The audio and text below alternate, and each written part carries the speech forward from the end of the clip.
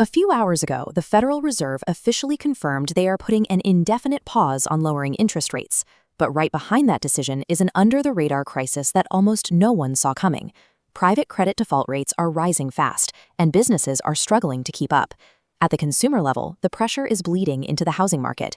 In just the last few weeks, internet search volumes for the phrase, "can't sell a house," hit an all-time record high. We are watching isolated pressure points converge all at once.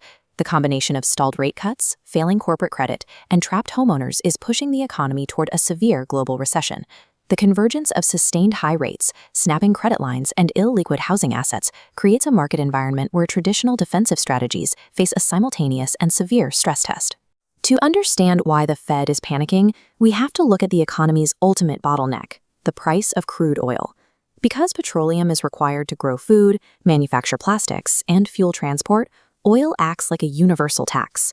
Federal Reserve data shows that a 10% increase in oil prices pushes the Energy Consumer Price Index, a metric measuring the average change over time in the prices paid by urban consumers for energy, up by roughly 1.5% immediately. That energy squeeze hits global supply chains hard. Freight operations, trucking networks, and maritime shipping lines burn through massive amounts of diesel and fuel, meaning their baseline operating costs skyrocket overnight. Businesses have no choice but to pass those transportation costs directly to the consumer at the checkout counter. With the national average for gas recently jumping 10% in just 7 days, analysts warn this could push overall inflation to 3.5%, much faster than Wall Street models predicted. If the current upward trajectory of oil prices continues, market analysts warn the disruption could mirror the scale of the 1970s Arab oil embargo, a period where energy constraints triggered a 45% market decline. This creates the exact scenario the central bank fears most: stagflation. Stagflation is a deadly economic condition where prices keep going up while economic growth slows down and unemployment rises. The Federal Reserve is trapped. Cutting interest rates would provide relief to struggling consumers and a weakening job market, but it would also pour gasoline on the inflation fire currently being driven by oil. That exact tension is playing out directly in the real estate market. Right now, housing affordability has officially hit its worst recorded level in history, yet the market data is entirely paradoxical. Usually, bad affordability means few houses for sale, but the total number of single-family homes sitting on the market has actually doubled since 2022. This chart shows how climbing inventory levels are colliding with collapsing buyer demand.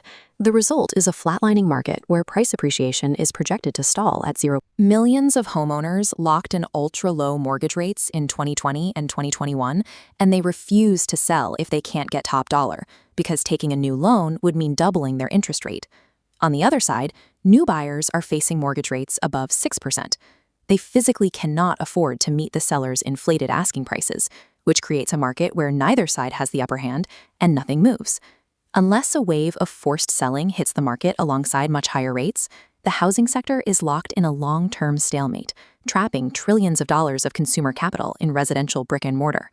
While the housing market freezes, an intense political conflict is unfolding behind closed doors in Washington that is making the inflation fight infinitely harder. The Federal Reserve operates independently, but major political figures have launched aggressive, personal attacks against Chairman Jerome Powell, issuing presidential demands to force premature rate cuts.